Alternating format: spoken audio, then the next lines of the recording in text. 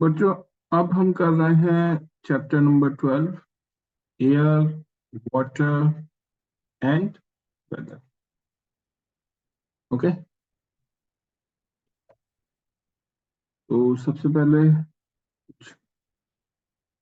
AIIMS और ads.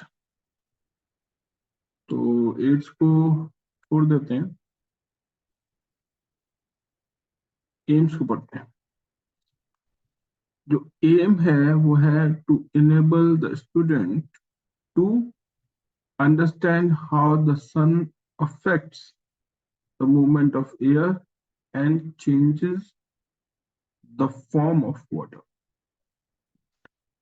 तो पहला एम क्या है इस चैप्टर का कि आप समझ पाए कि किस तरीके से सन मूवमेंट ऑफ एयर को अफेक्ट करता है और वाटर की जो फॉर्म्स हैं, स्टीम, लिक्विड, वाटर और आइस, उसको कैसे चेंज करता है। दूसरा एम है learn about land breeze and sea. Third aim है learn and appreciate how rain, dew, fog, frost, hail and snow are formed. और फोर्थ एंड लास्ट है learn how water is purified. Okay, तो ये सारी चीजें आप अच्छे से जान जाएंगे अगर आप अच्छे से इस वीडियो को देखते हैं। और अगर आप इसे अच्छे से देखते हैं तो इस चैप्टर में एटलीस्ट आपको परफेक्शन मिल जाएगा। चलो स्टार्ट करें। लिखा है, has it ever happened with you that you were out on a sunny day and suddenly it started raining? समझ आया कि क्या कभी ऐसा हुआ आपके साथ कि आप बाहर हैं और अचानक से रेन शुरू हो गई? तो ऐसा तो अक्सर सभी के साथ होता है, मेरे साथ बहुत बार हुआ है, आप लोगों के साथ भी हुआ होगा। Who caused this change in the weather? Weather में चेंज के लिए कौन रिस्पॉन्सिबल, कौन करता है ये change? Surely not the weatherman. ठीक है, अब ये बात तो पक्की है कि वेदरमैन ये सब नहीं करते। It's the sun which causes changes in the weather. The heat of the sun affects the movement of air and changes the form of water, which bring about a change in the weather. तो जो सन की heat है वो affect करती है movement of air को और उससे चेंज होती हैं फॉर्म्स ऑफ वाटर और उसके बाद फिर चेंज होता है वेदर। ठीक है, तो ultimately sun is responsible. Weather is the condition of the atmosphere surrounding us at a particular time in terms of temperature, atmospheric pressure, wind and moisture. ठीक है, तो दिस इज द डेफिनेशन। को highlight कर लेते हैं क्योंकि ये learn करने के लिए आपके, तो ये पूरा का पूरा हाईलाइट करना पड़ेगा क्योंकि पूरी की पूरी डेफिनेशन है वेदर की और ये आपको याद करनी चाहिए। ठीक है, तो जितना भी मैं हाईलाइट करूंगा वो सारे के सारे लर्न करने वाली चीजें। ठीक है, तो weather is a condition of the atmosphere surrounding us at a particular time in term of temperature, atmospheric pressure, wind and moisture. आगे बढ़ते हैं, आगे क्या लिखा है? आगे लिखा है the weather can be hot, cold, windy, dry और ह्यूमिड। और जो वेदर है वो हॉट भी हो सकता है, कोल्ड भी हो सकता है, विंडी भी हो सकता है, ड्राई और ह्यूमिड भी हो सकता है। ह्यूमिड मतलब एक ऐसी कंडीशन जिसमें वाटर वेपर की जो अमाउंट है वो बहुत ज्यादा होती है। ओके, यानी कि जब वाटर वेपर बहुत ज्यादा होता है एटमॉस्फेयर में तो उसे हम ह्यूमिड बोलते हैं। ठीक है, या देखो यहाँ भी डेफिनेशन एक लिखी है ह्यूमिड की, पढ़ते हैं क्या लिखा है। लिखा है when you feel sticky and sweat doesn't dry, it is said humid because there is a lot of moisture in the air। समझ आया? तो जो मैंने बोला था वही है, थोड़ी सी लैंग्वेज डिफरेंट है। अब पढ़ते हैं the sun causes changes in weather। We know that the part of the earth facing the sun has day and the other part has night। ये तो पता ही है आपको कि जो फेस अर्थ का सन फेस कर रहा है वहां डे है, और जो अपोजिट है वहां नाइट। ठीक है, यानी कि आधी अर्थ, हाफ अर्थ ऑलमोस्ट हमेशा नाइट में होती है और हाफ अर्थ हमेशा डे में होती है। ठीक है, thus the rotation of the earth on its axis caused day and night। ठीक है, तो डे एंड नाइट का जो कॉज है वो है रोटेशन ऑफ द अर्थ। क्योंकि जो अर्थ है वो घूमती रहती है इस डायरेक्शन में, दिस इज द डायरेक्शन, इस डायरेक्शन में जो अर्थ है वो घूमती रहती है। ये कौन सी डायरेक्शन है? This is anti clockwise direction. ठीक है, मतलब जिस डायरेक्शन में क्लॉक मूव करती है उसके opposite direction. We have also read that as the earth revolves around the sun, मतलब सन एक तो अर्थ अपनी ये जो एक्सिस है इस पे रोटेट कर लिया है ना, और इसके साथ साथ वो पूरे सन का भी चक्कर लगा दिया। ठीक है, यानी सन अगर ये मान लेते हैं this is sun and this is the earth, तो ये अर्थ ऐसे गोल गोल चक्कर भी लगा रही है इसका सन का, और ये अपनी पोजीशन पे भी ऐसे गोल गोल घूम रही है। तो दो तरीके के मूवमेंट है, एक है रोटेशन और एक है रेवोल्यूशन। ठीक है, ओके, आगे पढ़ते हैं क्या लिखा है। One half of it is close to the sun while the other half is away from it। The part of the earth that, after that, on the next page, that के आगे इससे पढ़ेंगे, that is closer to the sun has warmer and longer days, so it is summer in this part of the world। The part of the earth away from the sun has cooler and shorter days, so it is winter in this part of the world। Thus, revolution of the earth causes change in the season। तो day और night rotation की वजह से हो रहे हैं, और जो समर और विंटर है वो रेवोल्यूशन की वजह से हो रहा है। ओके,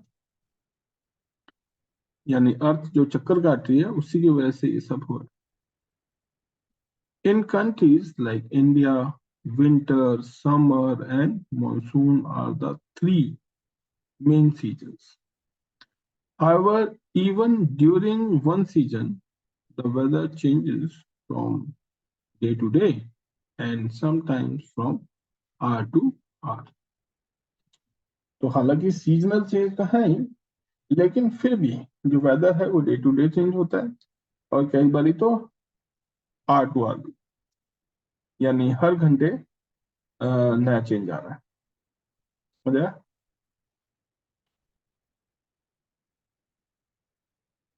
ओके, आगे बढ़ते हैं। आगे लिखा है the sun causes winds to blow. कैसे? The movement of the wind is affected by the heat of the sun. The heat of the sun heats up the air. After heating, air becomes lighter and rises. The cool air, which is heavier, moves in to take its place. समझ आया? जैसे मान लीजिए ये air particles हैं किसी जगह पे, और जैसे इनको हीट मिलती है तो ये ऊपर की तरफ उठ जाते हैं। अब यहाँ ये पूरा का पूरा जो एरिया है वो खाली हो गया, तो जो आसपास के जो एयर पार्टिकल्स हैं, आसपास के जो एयर पार्टिकल्स हैं वो सारे इस खाली जगह को ऑक्युपाई कर लेते हैं। ओके, तो इस तरीके से एयर का मूवमेंट होता है। ठीक है, कुछ ऊपर गई और कुछ साइडवाइज। आगे बढ़ते, आगे लिखा है the sun causes changes in the states of water. We know that clouds bring us rain. How are these clouds formed?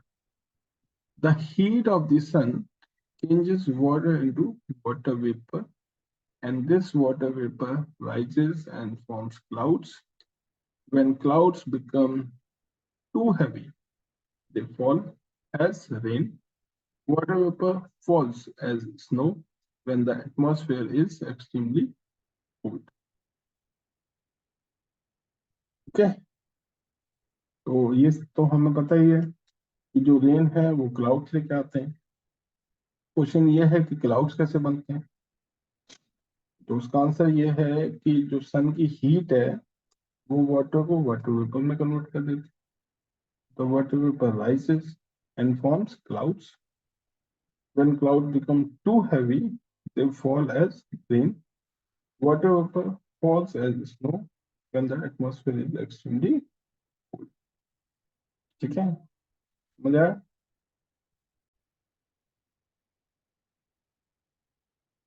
तो बच्चों ये समझ में आ ही गया होगा आपको कि किस तरीके से जो रेन है वो होती है और किस तरीके से स्नोफॉल भी होता है।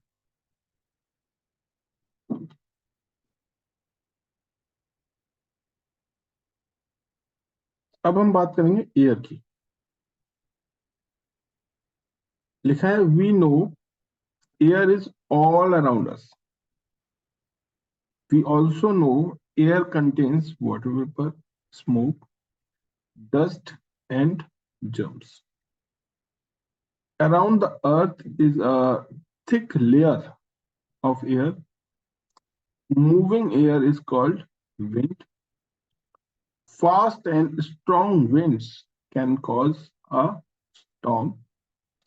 Let us now read about air currents. Okay? तो ये सब तो हमें पता ही है कि भाई जो एयर है वो हमारे चारों तरफ है। हमें ये भी पता है कि एयर में वाटर वेपर होता है, स्मोक होता है, डस्ट होता है, जर्म्स होते हैं। हमें ये भी पता है कि around the earth is a thick layer of air, और जो मूविंग एयर है वो विंड कहलाती है, जबकि fast and strong winds can cause a storm. तो जब ये हवाएं बहुत तेज होती हैं, स्ट्रॉन्ग होती हैं, तब हम इसे तूफान कहते हैं। ठीक है, तो तूफान अक्सर आते रहते हैं, आपने भी फील किया होगा कि हवाएं बहुत तेज चल रही हैं, ये तूफान आए हुए हैं। Okay,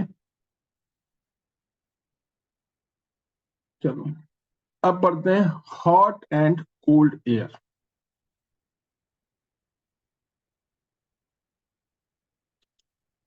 To learn about air currents, we need to know how hot and cold air। ठीक है, अगर आपको एयर करंट के बारे में जानना है, सबसे पहले आपको जानना होगा कि हॉट और कोल्ड एयर मूव कैसे। Light a candle, hold it in different positions as shown in the figure. Watch its flame. Does the direction of the flame changes as you tilt the candle? No. क्या reason? Reason ये है, देखिए reason ये है कि जो gases हैं, actually जो फ्लेम है दैट इज बर्निंग गैस, और जो गैसेस हैं वो ऊपर की तरफ उठती हैं, और ऊपर की तरफ उठती हैं तो इसलिए फ्लेम भी हमेशा में ऊपर की तरफ जो डायरेक्शन है उसी में नजर आता है। आगे देखते हैं। आगे लिखा है, bring your hands close to the sides of the flame first and then above it. You will find that the air by the sides of the flame is not as hot as the air above. It proves that hot air rises up. Why does hot air rises? Let us see why. तो हमने ये prove कर दिया कि जो hot air है वो ऊपर की तरफ उठती है, क्योंकि जब हम कैंडल को साइड से कवर करते हैं तो हमें उतनी गर्माहट फील नहीं होती जितनी जब हम ऊपर से कवर करने की कोशिश।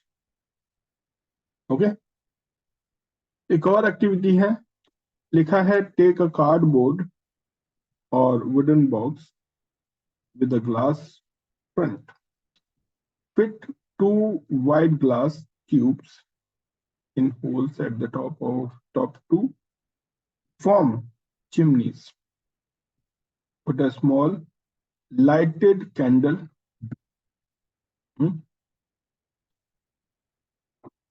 आगे देखते हैं आगे क्या है। ये देखिए, ये पूरा का पूरा सेटअप हमने बनाया हुआ है। ये देखिए, this is the complete setup. Okay, ये दो चिमनियां हैं, 1 and 2। ये कैंडल जल रही है ना? ओके, और ये एक डायरेक्शन है मूवमेंट। अब ये जो एक्टिविटी है ये क्या प्रूव करती है? देखिए, लिखा है, one of the chimneys hold a smouldering piece of paper at the top of the other chimney. See what happens. The air above the candle gets heated and becomes lighter. It rises up. The smoke from the smoldering paper rushes into the box to take the place of the warm air. Thus, air currents are set up. समझ आया? तो एक chimney के नीचे हमने रखी है candle, जिसकी वजह से उस चिमनी से गर्म एयर ऊपर जा रही है। दूसरी चिमनी के ऊपर हमने एक पीस ऑफ पेपर है जो कि स्मोल्डरिंग है, यानी कि उसमें से धुआं निकल रहा है। तो वो जो धुआं है वो उस चिमनी से नीचे की तरफ आ रहा है। तो इस तरीके से हम क्लियरली देख सकते हैं कि जो इलेक्ट्रिक करंट है वो किस तरीके से सेटअप होता है एटमॉस्फेयर। ओके, अब हम बात करेंगे लैंड ब्रीज की। Land breeze and sea breeze. देखिए, land breeze and sea breeze. Let us do an activity. ये एक्टिविटी 4 है। Take 2 bowls, fill sand in one and water in the other. Keep both out in the sun. After 2 hours, use a thermometer to measure the temperature inside each bowl, which is warmer, sand and water. So obviously sand ज़्यादा गर्म होता है. Now keep the 2 bowls indoors. After an hour, check the temperature, which is warmer.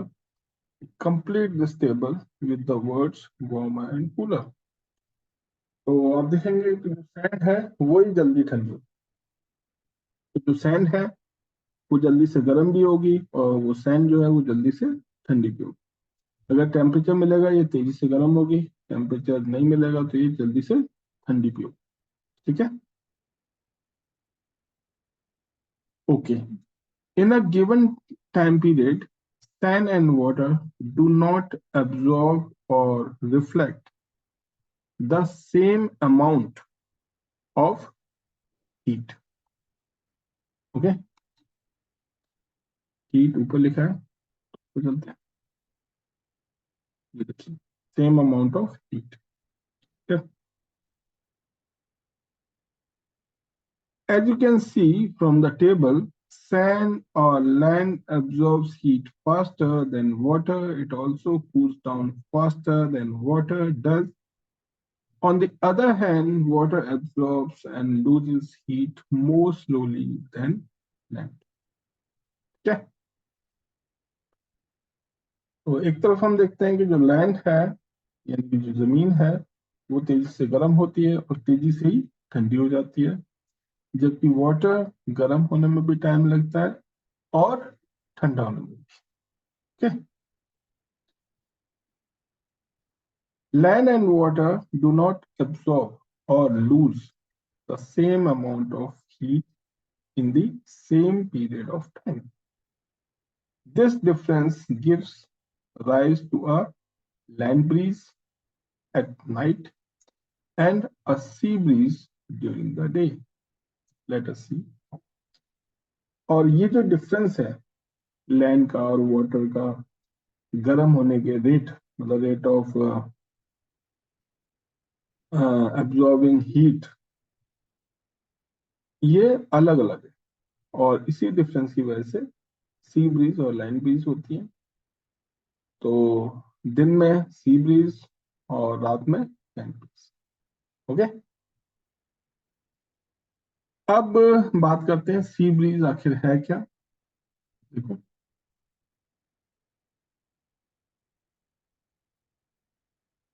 पहले sea breeze पढ़ते हैं। Sea breeze में लिखा है during the day land gets heated quickly but the sea does not. When the air above the hot land gets heated, it rises as hot air is lighter. Cool air over the sea rushes in to take its place. Thus, a cool breeze blows towards the land during the okay.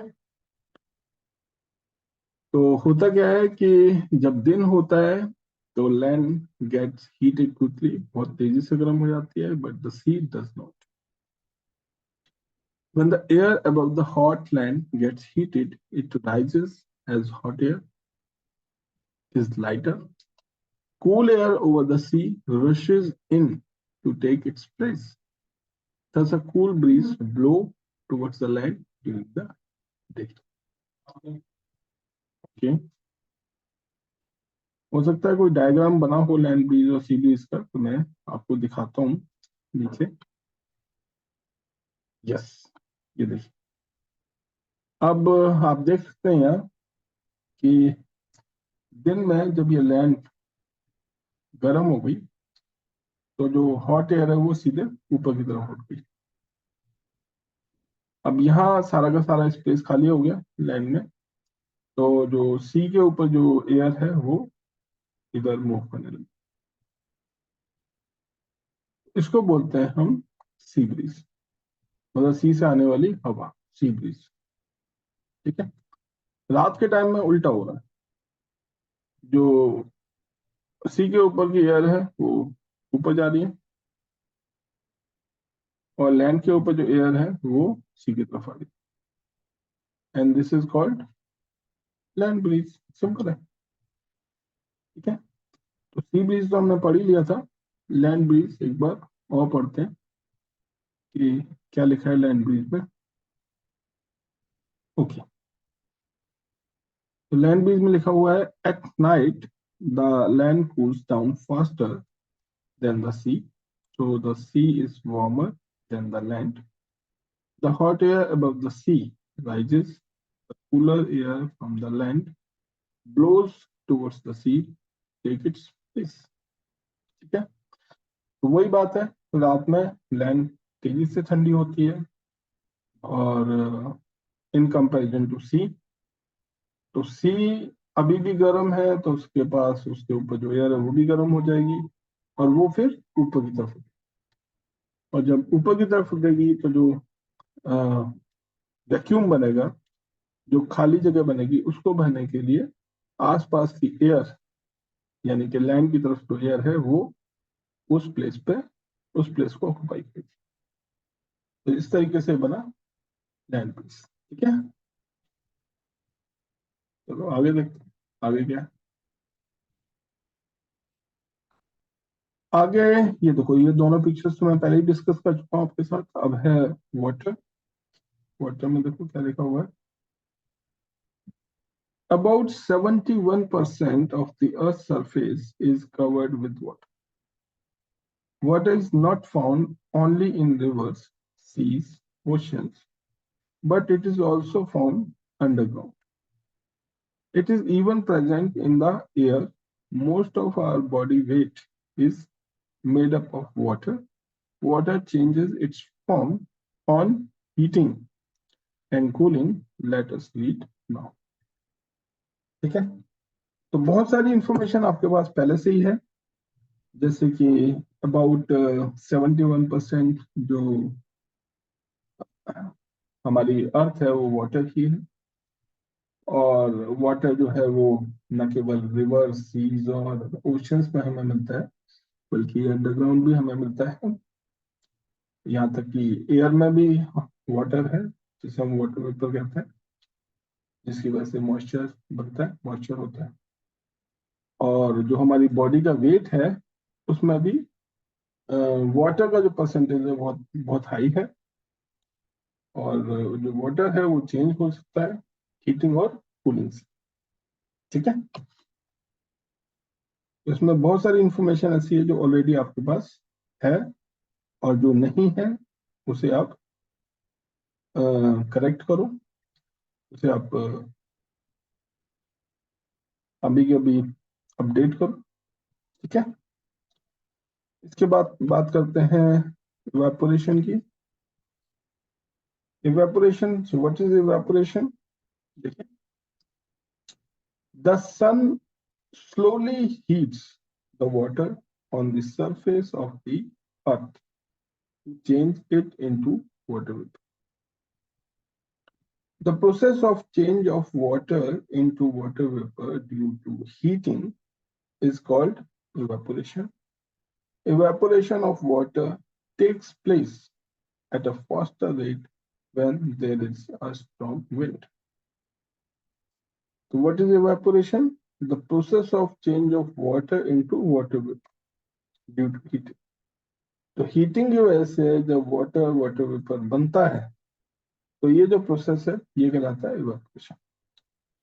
And evaporation of water take place at faster rate when there is a strong wind. अगर हवा तेज है तो evaporation fast होगा।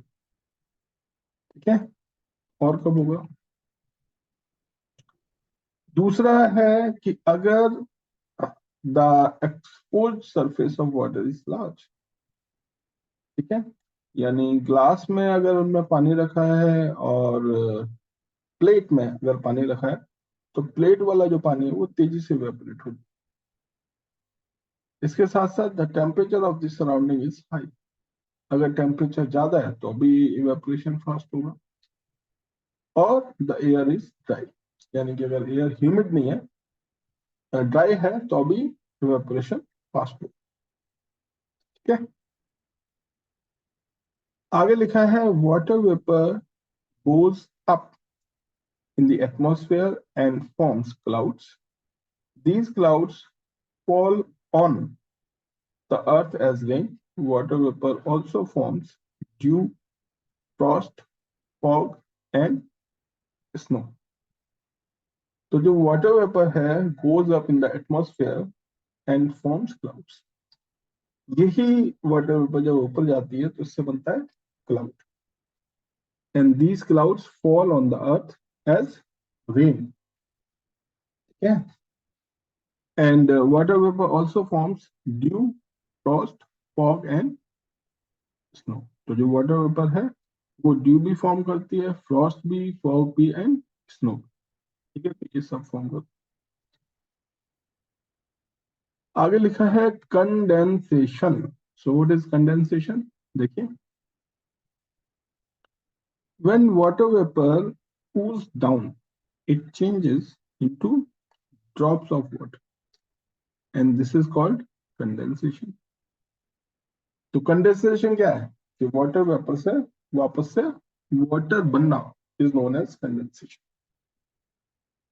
इसके आगे क्या लिखा है? इसके आगे लिखा है ice, water and water vapor are the three forms of water.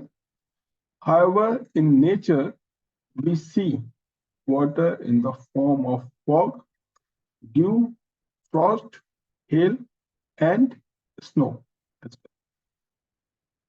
ठीक है, तो ice, water and water vapour, ये वाटर की डिफरेंट डिफरेंट फॉर्म्स हैं। इसके साथ साथ नेचर में हम वाटर की दूसरी फॉर्म्स भी देख पाते हैं, जैसे कि fog, due, Frost, hail and snow. ये भी वाटर की ही फॉर्म्स, राइट।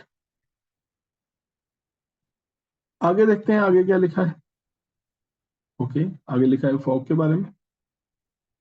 चलिए फॉग के बारे में पढ़ते हैं। फॉग, तो फॉग लिखा है बच्चों, this occurs when thick clouds of tiny drops of water form just above land or water. Fog क्या है कि this occurs when thick clouds of tiny drops of water form just above land. तो land से ऊपर ही अगर cloud का formation हो जाता है, that is called fog. Due क्या है? When the water vapor in the air condenses and appears as droplets on the ground and other surfaces, it is called। ठीक है, तो जब water vapour in air condenses and appears as droplets on the ground or other surfaces, it is called dew. And we often see dewdrops early in the morning after a cool night or leaves on leaves, sorry, flowers and standing vehicles. तो सर्दियों में ये काफी common है, आप किसी भी cold surface पे ये देख सकते हैं। इसके बाद Frost, when it is very cold, the due or surface water freezes into tiny white crystals, and this is called frost. तो ये जो बूंदे हैं पानी की, ओस की, अगर ये जम जाए तो फिर हम इसे बोलेंगे Frost. Hails, when raindrops pass through a very cold region of the atmosphere, they freeze and become hail, जिसे हम कहते हैं ओले। तो कभी कभी हमारे एरिया में वो ओले पड़ते हैं, आपके एरिया में भी पड़ते होंगे। और आगे लिखा है स्नो। तो स्नो क्या है? When water vapor is suddenly cooled, it freezes into tiny white snowflakes. So this is called snow. Okay, so when water vapor is suddenly cooled, it freezes into tiny white snowflakes. Okay, आगे देखते हैं आगे क्या लिखा है। तो बच्चों आगे लिखा है इसमें,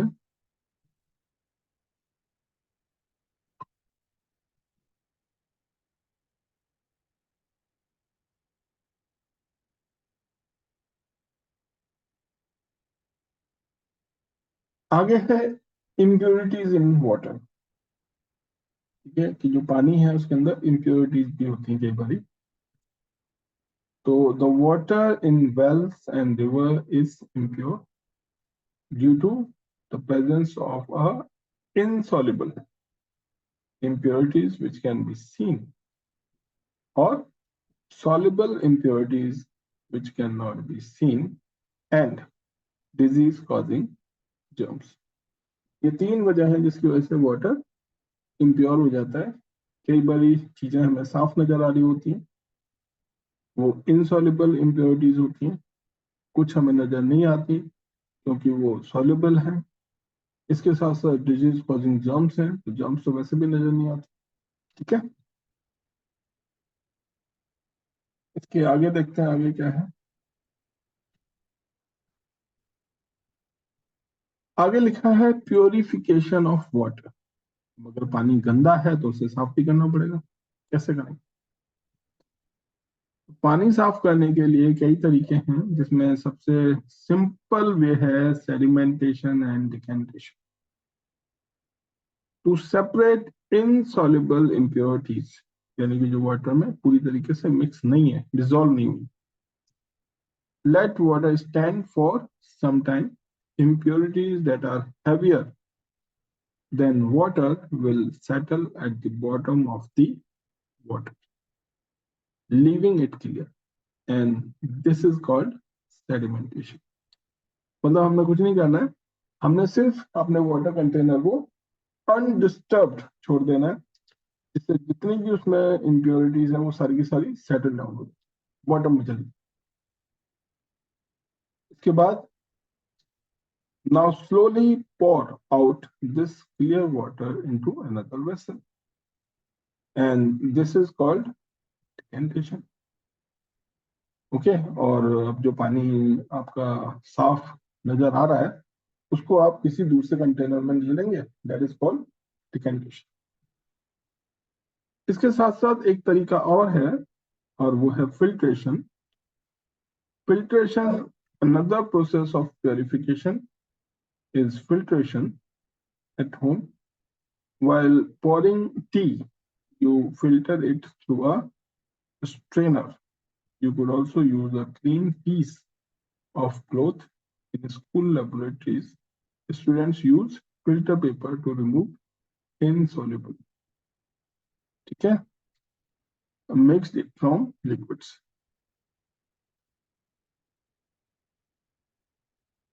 ये देखिए,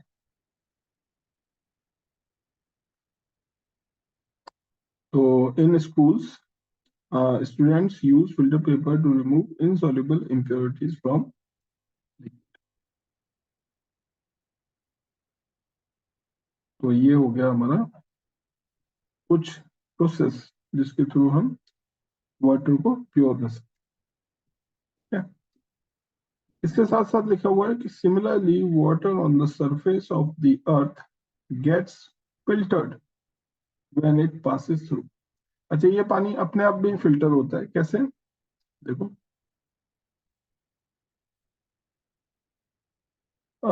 ये देखो, ये तरीके दे रखे हैं।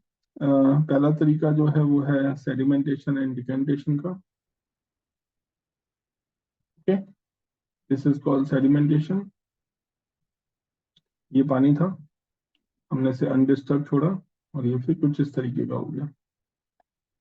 और ये डिकेंटेशन है, जिसमें हमने इस वाले कंटेनर को दूसरे कंटेनर में जो साफ पानी है वो ले लिया। और ये जो दूसरा डायग्राम है ये है फिल्ट्रेशन का। आप देख सकते हैं कि ये फिल्टर पेपर यूज किया जा रहा है, और ये वाटर फिर हम थ्रू फिल्टर पेपर ले रहे हैं। ये नीचे जो पानी हमें मिल रहा है ये फिल्टर्ड वाटर है, यानी कि क्लीन वाटर।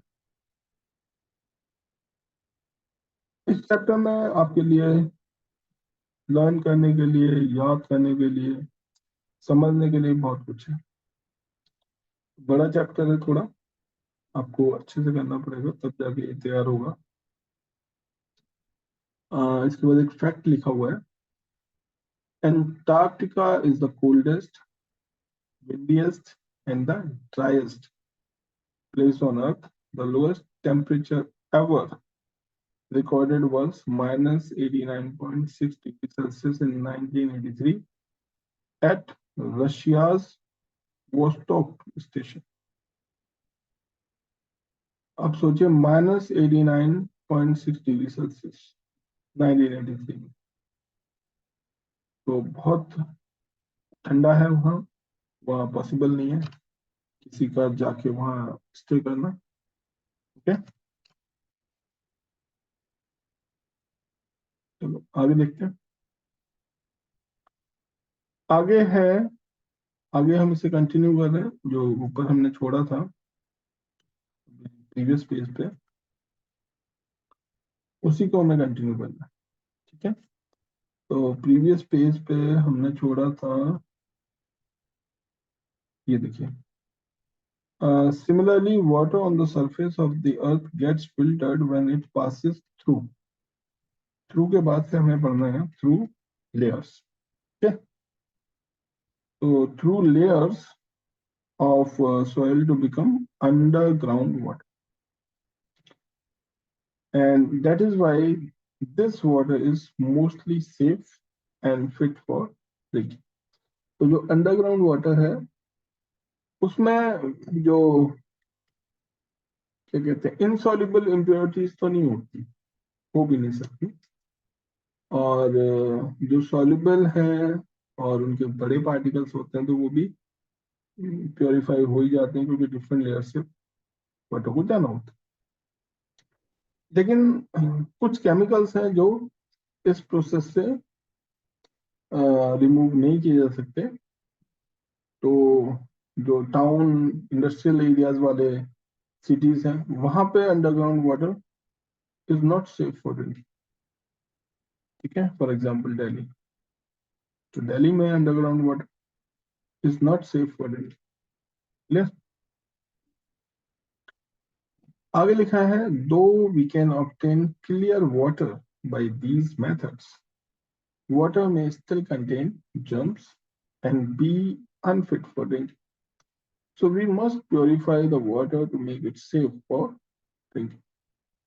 क्योंकि हम पानी को पीते भी हैं और जो ड्रिंकिंग वाटर है वो क्लीन होना, प्योरीफाई होना बहुत जरूरी है।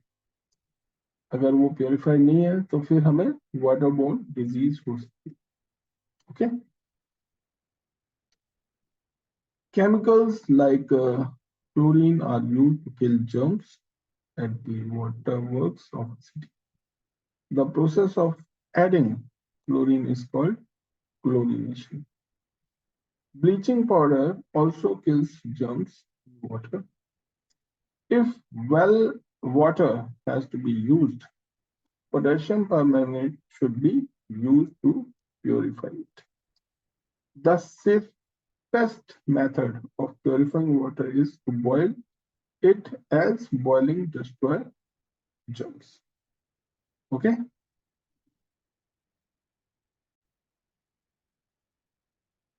इसके साथ साथ we can also use a water filter for cleaning water. Okay? तो ये सारे मेथड्स हैं जिसके थ्रू हम वाटर को क्लीन कर सकते हैं। हम क्लोरीन यूज कर सकते हैं जिससे कि हम वाटर के अंदर जो जर्म्स हैं उनको किल कर पाए। ब्लीचिंग पाउडर भी एक ऑप्शन है। ठीक है, और अगर हम वेल वाटर यूज कर रहे हैं तो उसमें हम पोटेशियम परमैंगनेट यूज कर सकते हैं प्योरिफिकेशन के लिए। जबकि एक सेफेस्ट मेथड है वो है बॉइलिंग, क्योंकि अगर हम बॉईल करते हैं वाटर को तो उसमें जो जर्म्स होंगे वो वैसे ही किल हो जाएंगे। और इसके साथ साथ we can also use a water filter for cleaning water, तो ये भी एक तरीका है। ठीक है, आगे देखते हैं आगे क्या है। आगे लिखा है,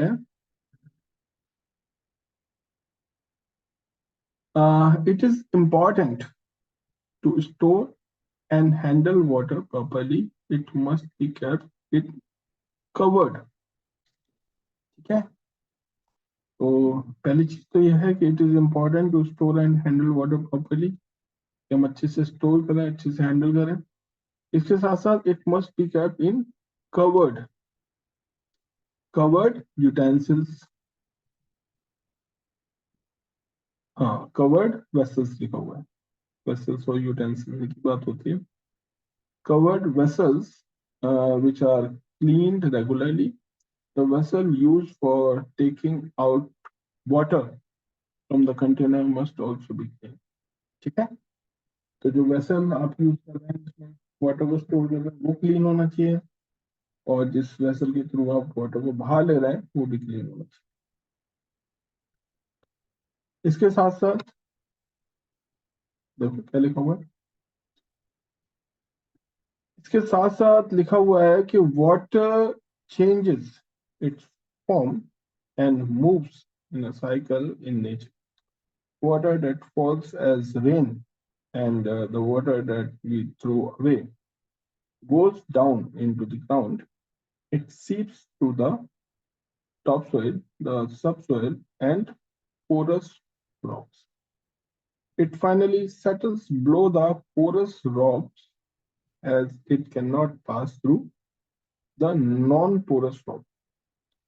So there is a large storage of underground water. We draw out this underground water from fuels and wells. Places that are dry have less underground water. The level of underground water in the area is called water table. Okay, तो ये है underground water के बारे में। तो जो underground water है वो वाटर साइकिल का ही एक पार्ट है। ठीक है, और ये सरफेस वाटर जो होता है वही डिफरेंट डिफरेंट लेयर्स के थ्रू नीचे नॉन पोरस रॉक से ऊपर जब स्टोर होने लगता है तो ये अंडरग्राउंड वाटर कहलाता है। और किसी भी एरिया में जो अंडरग्राउंड वाटर है that is called water table. ठीक है, और इसके बाद देखो एक बहुत ही इंपॉर्टेंट चीज लिखी है, वो है water is a precious natural resource, we should use it carefully, we should not waste water. Water बहुत इंपॉर्टेंट है, हमें इसे बहुत ही ध्यान से यूज करना चाहिए, स्पेशली हमें वेस्ट तो करना नहीं चाहिए। Water in which vegetables and fruits have been washed can be used to water plants. If you have some water left in your water bottle, do not throw it away, use it to water plants.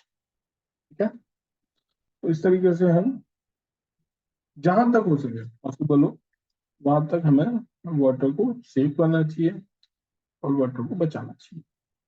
Okay, इसके आगे है, ये chapter तो यहाँ over हो जाता है।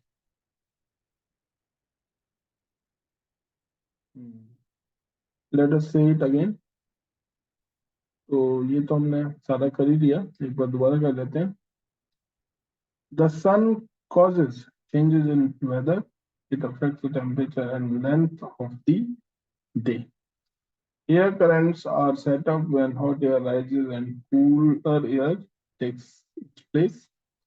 Land gets heated faster than water, it cools down faster too. On heating, liquid water changes into water vapor. This is called evaporation. On cooling, water vapor changes into liquid water. This is called condensation. Okay, और क्या लिखा हुआ है, और कुछ चीजें लिखी हुई हैं। ठीक है, लिखा हुआ है in nature the effect of evaporation and condensation of water is seen as rain, dew, frost and snow. Water has soluble impurities, insoluble impurities, disease-causing germs, or insoluble impurities are removed by sedimentation, decantation, or filtration.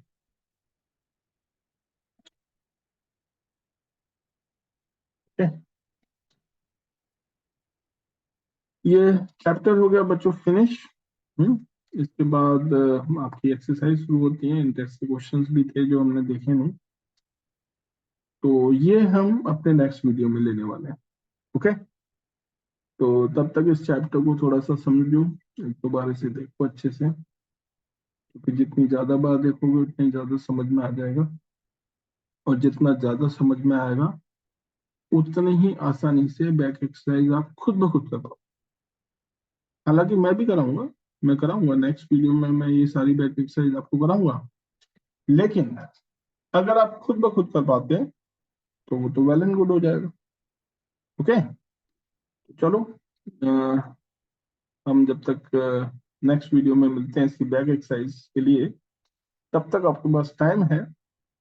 आप इस chapter को अच्छे से समझो, करो, और जितना हो जाता है अच्छी बात है, और जो नहीं होता वो फिर आप मेरे साथ कर ही सकते। ओके, तो हम जल्दी ही नेक्स्ट वीडियो में मिलेंगे इसकी बैक एक्सरसाइज।